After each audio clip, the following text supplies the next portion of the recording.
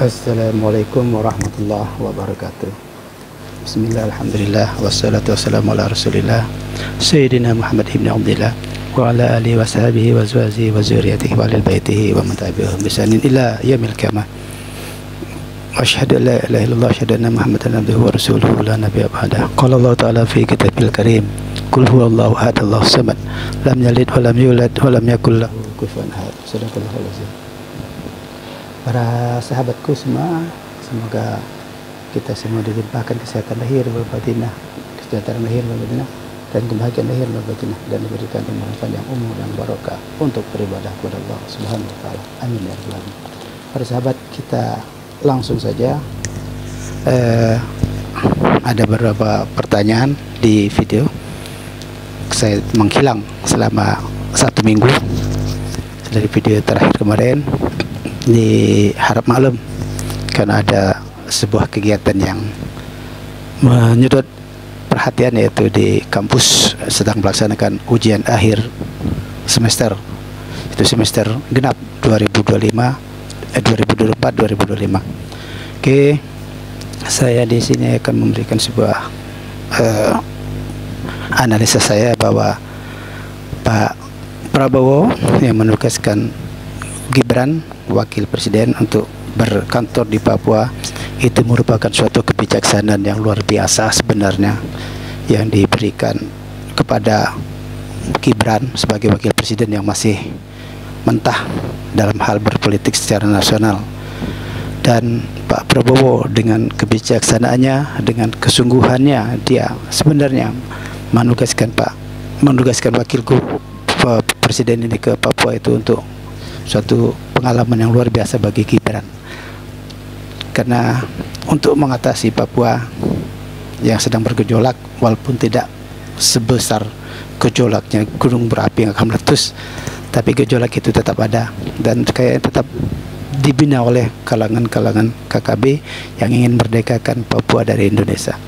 Dan jika Gibran ada di sana, mungkin dia akan lebih bisa mengambil pengalaman langsung, terus berinteraksi kepada masyarakat Papua, dan tentu harus di backing, harus didukung oleh orang-orang yang benar-benar mengerti sejarah tentang Papua ketika berintegrasi ke Indonesia.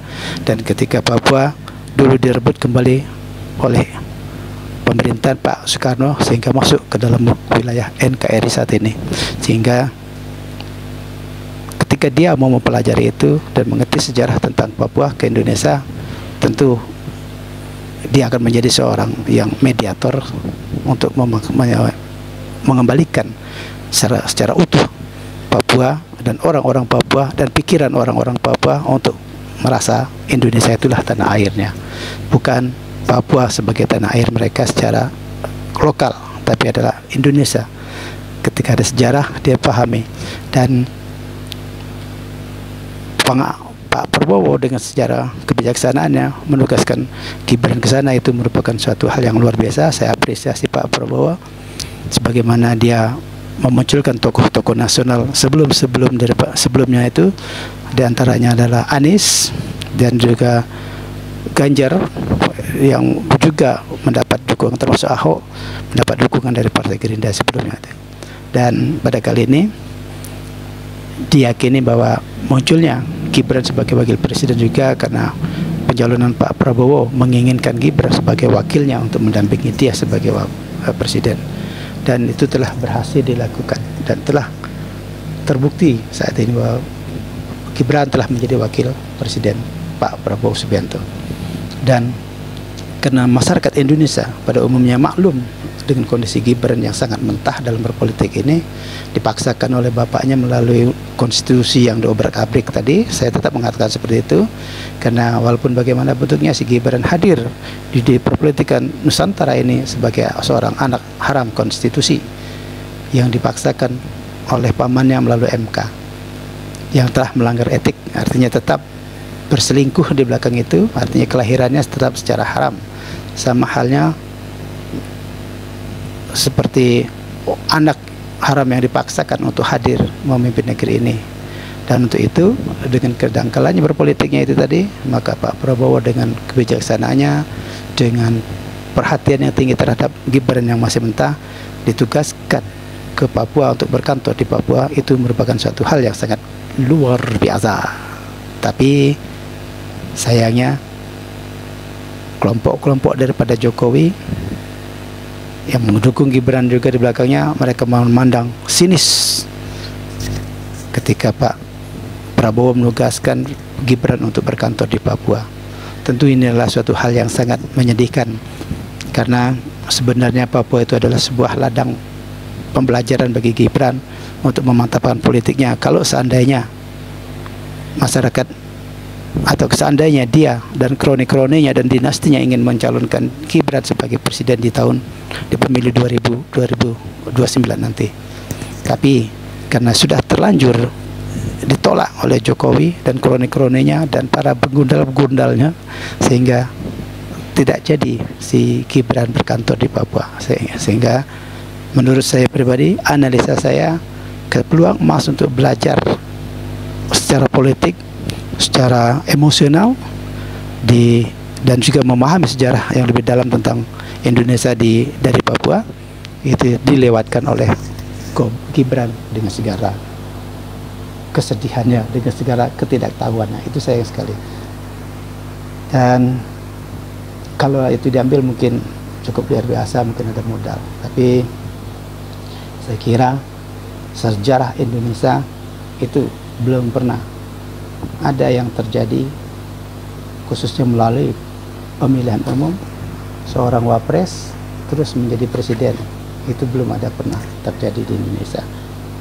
Dan seorang wapres biasanya dia akan menjadi wapres hanya satu kali putaran saja.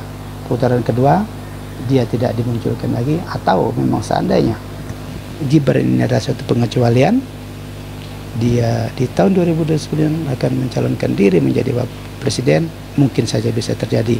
Tapi saya sangat pesimis dia akan memenangi pertarungan itu, karena rekam jejaknya yang masih berserakan di mana-mana, yang kita sama masih mengetahui fokus kasus-kasusnya, tentang fufu-fafanya, tentang dugaan-dugaan korupsi yang dilakukannya ketika masih menjadi wali kota, ketika terjadi Pak Jokowi menjadi presiden kemarin. Ini masih terus bergulir. Plus lagi Pak Jokowi yang kasus ijazahnya masih belum selesai.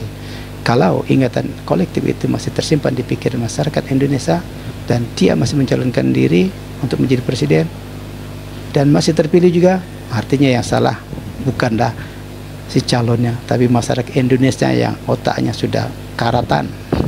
Dia tersumpal oleh hipnotis uang, oleh hipnotis daya saing, daya penampilan dan lain sebagainya. Sementara kemampuan otaknya, kemampuan nalarnya sang kandidat tidak dijadikan pertimbangan. Nauzubillah. Semoga pemilu 2029 bisa menampilkan calon-calon presiden yang benar-benar berwawasan, yang benar-benar sudah terasah kemampuan intelektualnya, kemampuan bernegosiasi, dan kemampuan mental politiknya. Bukan hanya karbitan seperti apa yang telah kita lihat, saksikan pada saudara Gibran ini yang dipaksakan oleh bapaknya melalui undang-undang yang dipaksakan juga. Dengan demikian, kalau presiden kita berkualitas, wakil presiden kita juga berkualitas, tahun 2029 ke depan sampai dengan 2034 akan menjadi sebuah ajang pameran bagi bangsa kita, bahwa bangsa kita adalah bangsa yang benar-benar berkualitas lahiriah wal batinah, bukan dipaksakan karena rupiah. Demikian, sekali lagi sebagai ulasan, Pak Prabowo, salut sebenarnya apa yang Pak Bak lakukan terhadap Gibran untuk memberikan atau menugaskan Gibran berkantor di Papua. Itu suatu hal yang sangat bagus, karena pandangan yang jauh ke depan bagi Pak Prabowo untuk memberikan suatu pelajaran secara langsung kepada Gibran. Tapi sayangnya apa ya, yang menjadi niat baik Pak Prabowo ditanggapi secara negatif, bukan oleh keluarganya Jokowi saja, tetapi oleh para begundal-begundalnya yang selalu menyatakan mendukung apa adanya tanpa memikirkan jangka panjangnya. Dan inilah sekali lagi Ini merupakan analisa saya secara pribadi. Wakil presiden kita masih perlu pengalaman yang banyak. Seharusnya di backup oleh orang-orang yang juga berkualitas, yang juga berwawasan 30 tahun ke depan, 50 tahun ke depan. Bukan berwawasan sebatas kantong mereka yang harus penuh terisi sebagai pembackup tuannya dengan apa adanya.